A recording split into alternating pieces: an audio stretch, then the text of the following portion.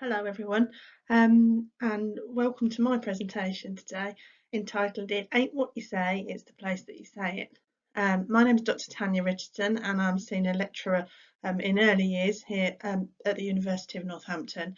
And in the 10 minutes that follows, I'm going to talk to you about my doctoral research that looked at the impact of environments on speech and language.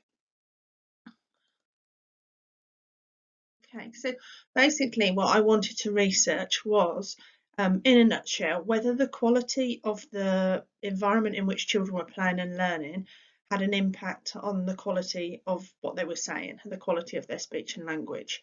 And through my practice, I'd seen that children actually spoke more when they were in different environments, but I wanted to find out, did they speak better?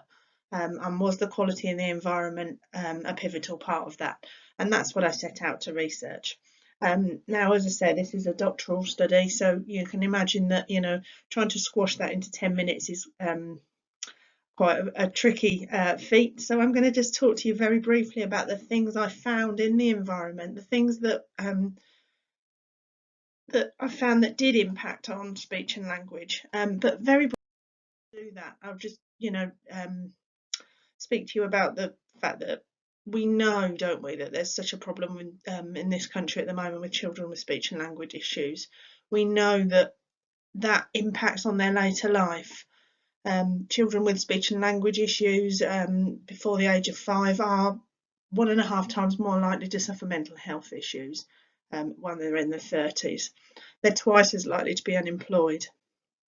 And a third of people with speech and language related mental health problems will need medical treatment as a result of that. So you see, it's not just a problem for the short-term problem for those younger children, but it goes right through their lives, this problem. So it's important that we do something about it, and that we're aware of what's going on around us and how that impacts.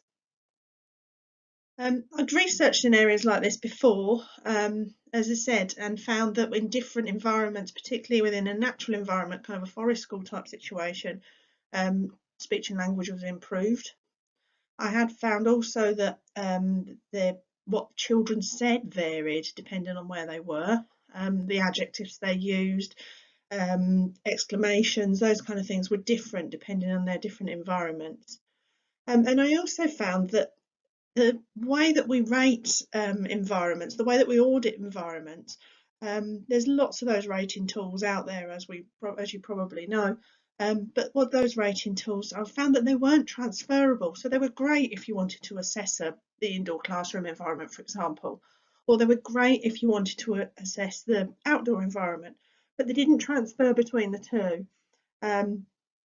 So I decided that I would find out what people thought was a quality environment as far as speech and language was concerned, and devise my own rating tool that could assess those environments, taking into account.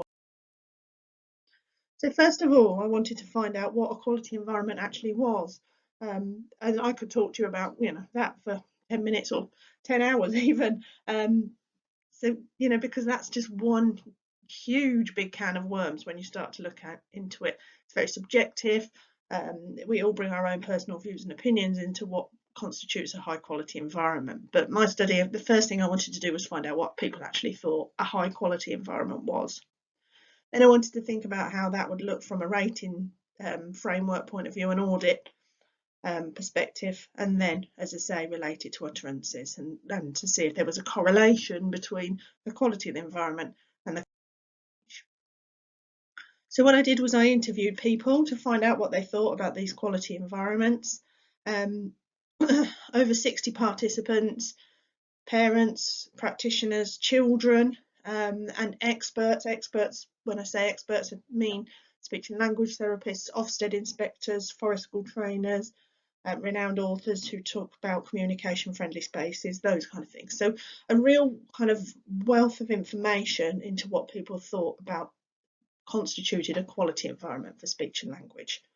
And I came across these repetitive themes, and these repetitive things that people came up with that basically fell into three kind of broad categories. Those categories were what the resources and what was within the environment itself, and the atmosphere, for want of a better word, the way that the environment felt, and kind of what went on in the environment. And what I'm going to do in the 5 minutes that now is remaining is talk to you about what people thought each of these things needed in order to enhance speech. So as far as resources are concerned, I need to put my glasses on for this bit. As far as resources are concerned, these elements, if you like, that are listed down here are things that people felt to be really important in the way that the environment was resourced. And remember, we're thinking about it from a speech and language perspective. So it was really important to my participants that there were those provocations, those things within the environment that generated awe and wonder, those kind of wow factors. And there was that need for that to be kind of a not kind of a wow moment every day, but there needed to be those kind of those moments that were different in the children's environment. There needed to be things that you would expect, like the mark making materials, books, those kind of things, but also the need for natural resources and wildlife. No matter what environment we were in, this rating scale and these elements were pulled together to be analysed and audited no matter where we are. So this can apply equally to an indoor classroom, an outdoor space, a forest school environment, home environment maybe. These things here were what the participants felt to mean high quality as far as speech and language was concerned. Elements that required collaboration, things that needed teamwork, children to work together, because obviously while they're working together, they're talking together. Things that promoted physical activity, sensory items, that variety of resources.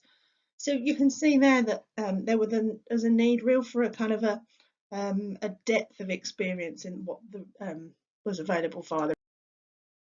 And as I said, the second theme that came through was what was happening within the environment. So not just how it was resourced, but how it was put together.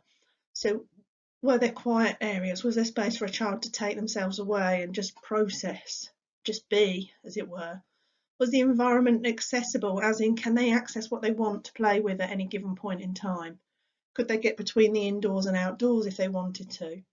Was there space? Was it safe? Conversely, people wanted it to be safe, but they also wanted adequate risks and boundaries. So there's a kind of a juggling act to go on there. And whereas before we said a variety of resources needed to be available in that resources theme, here they said it needed to be uncluttered. So, you know, there's that balancing act between getting things just right. An environment that prompts imagination and gives that space to talk. Now, when we just say space, it doesn't mean the physical space, just that space and kind of tranquility, if you like, opportunity to talk and discuss. Excuse me. And as I said already, was entitled Atmosphere, and that was the kind of, as I say, the feel of the place, the sound levels, whether the children had the freedom to wallow in their play and the time in order to do that, whether the environment was supportive, and that support can come from the environment, but it can also come from the people within it, not just the adults, but the peers as well. Does the environment follow the child's interests and lead? And as I said, how does that environment feel? One participant said that the environment should feel like love. And you know, if a child feels loved and nurtured and safe, then hopefully that environment is the one that's going to be nurturing. So what does all this mean then? So as I said, you know, these are the things that my participants said were really important for a high quality. But when I compared that with the quality of speech and put together this audit tool, I recorded children's speech through use of GoPros and then listened back to their speech to compare the two. Was there a correlation between the quality of the environment, quality of the speech? And perhaps unsurprisingly, yes, there was. There was a correlation between whether that environment met those requirements as those 27 elements laid out, and the quality of young children's utterances. And what I conclude from that is that where possible, all those things, children need to be able to be in the environment in which suits them best. And I'm not taking away from the fact that interactions really remain an important aspect of that too.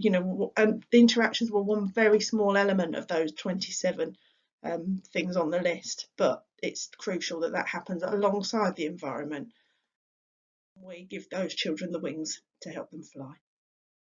Thank you very much for listening. I hope you enjoy the rest of your day, and this gives you some food for thought.